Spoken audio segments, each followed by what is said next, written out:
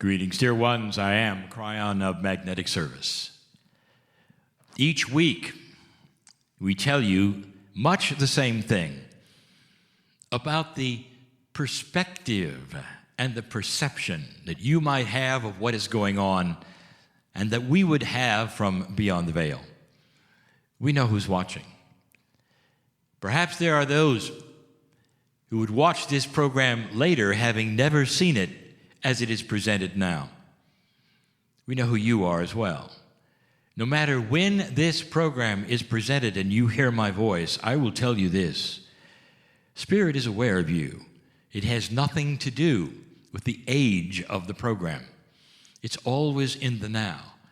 And that happens because of the intent that you have to watch. Isn't it beautiful to think that God is so aware of you that when you have the time to realize things or have an epiphany or start to understand things you did not before, that there is actual celebration of this? It's a revelation, and the light is being turned on to some of you as you learn some things. I would like to expose something to you, a perception you might have that's a bit incorrect, and then tell you why I give it to you. These are always times of teaching and perhaps of exposing ideas that go beyond the linear human being. Now, you're going to hear us say this for a long time. For many years, I have come in explaining the differences between what you perceive and totally what is or might be. And almost all the times we do this, it's because of the dimensional shift that is going on. You live in a single-digit dimensional reality. You live in 4. But the real reality of all that is, the universe, is in hundreds of dimensions. Even science admits that there are more than 20 or 30 as they perceive it and start to identify them as the physics reveals them. So basically, you live in only a piece or a part of all that is. And yet, it is how you make your decisions. It is also how you perceive things. It's also that which is your reality. So in that, let me expose something. Some of you believe that either in past lives or other planets or wherever your soul has been, that there is some kind of remembrance of a society with high technology. Now, some of you know where I'm going with this, and some of you think you know, but neither of those cases do you really understand where I'm going with this. What is high technology to you? Let's talk about your grandparents or your grandparents' grandparents. What is the difference right now between their lives, them sitting in a room 100 years ago perhaps, or you sitting in a room where you are now? Here is what I'm going to tell you. There is almost no difference except for the technology. And so what you have today that they did not have is the technology. You can then transmit things, you can speak at long distances, you can travel through the air, you can do all these things. You have an amazing amount of things that they did not have. But let's say as you sit there, they all went away, all of them. Well, you'd be your grandparents. There you sit, just like they do. And that is, they'll have a book to read, they mail a letter, and it gets there in 3 weeks. All the kinds of things that they had, you would have without the technology. So where I am going with this is your perception of high tech. There are many who would weigh in on where your society is going, and they tell you that the knowledge will double every few years, or it's exponential. Where will you be, for instance, in 100 years? And your mind always goes to technology. You'll say, well, what we do today with our smartphones and our televisions and all that is in our virtual is going to amplify, and someday that technology will do this for us and do that for us. And I've told you the inventions that are coming. They're technology. Why would you think anything else but you're going to be helped with new inventions and new technology? Well, where I want to take you is back to that which I started.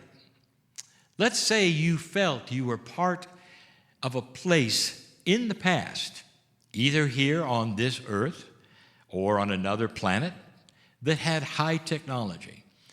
Some of you feel in this story that when you had the high technology, perhaps you were destroyed because of it, which is not the actual case at all, because God does not judge you for what you think or what you have. So there has never been a society, are you listening?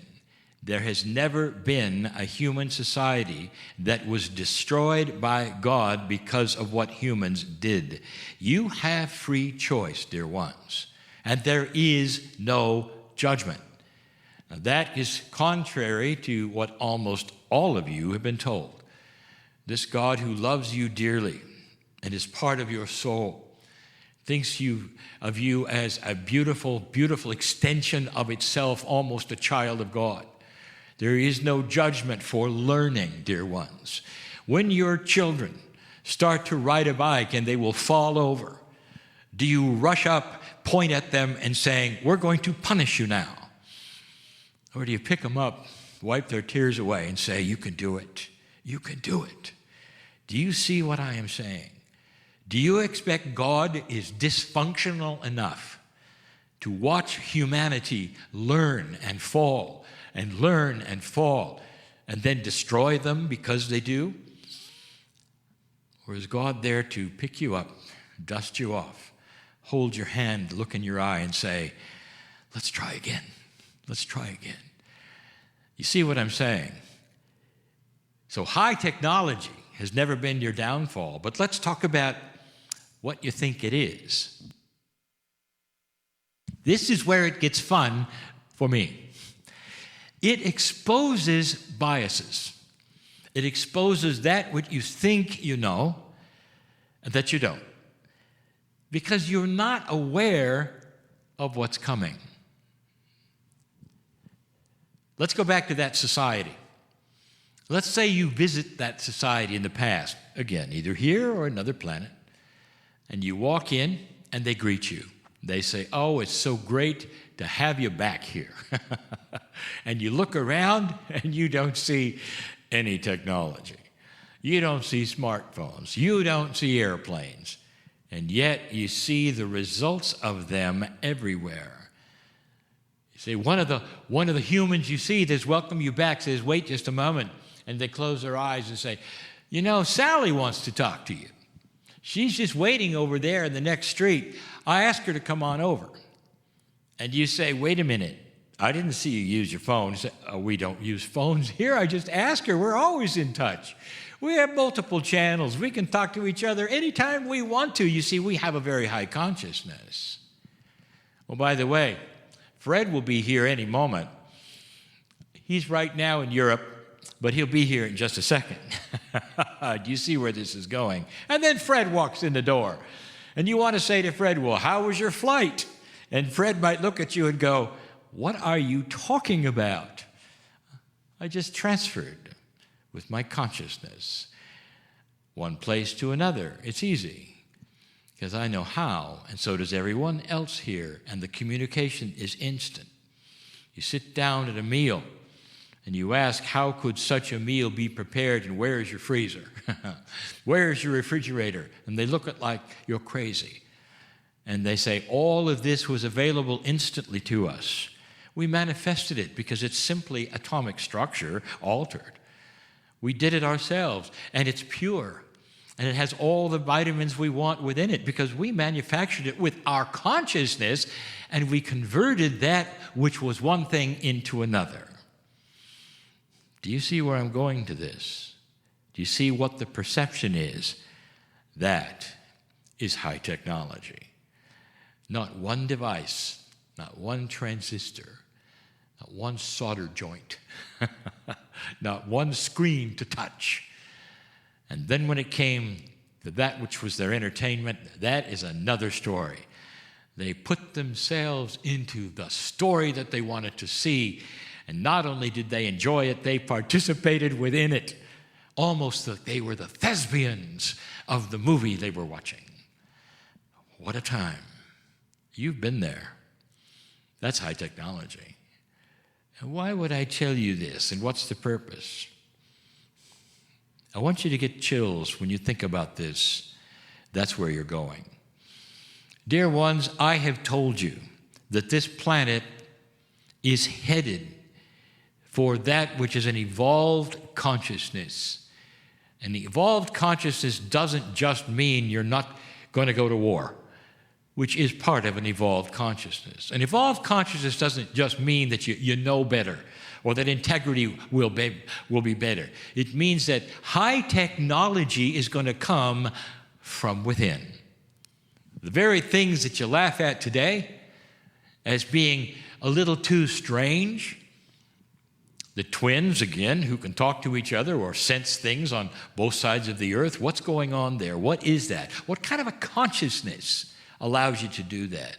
Or the one who can sense in remote viewing something is happening. Or what about those who can tell you what's going on because they sense the field?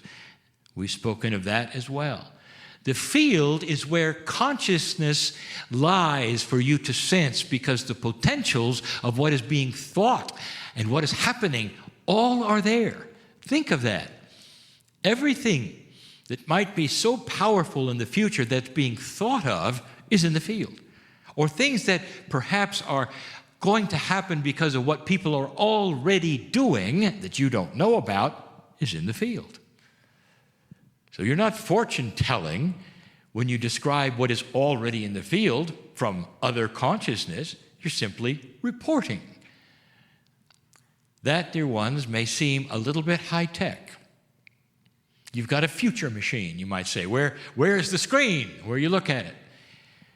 If you understand what I'm telling you, I am saying to you that your consciousness can create things, can sense things, can transmute and transmit things. Think right now of the masters who walked the planet and what they did. Think of the reports of when they validated that which was healing and also violated physical laws that you think had to be magic or miracles.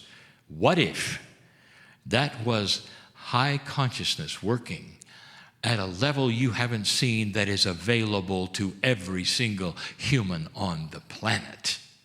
Think of that.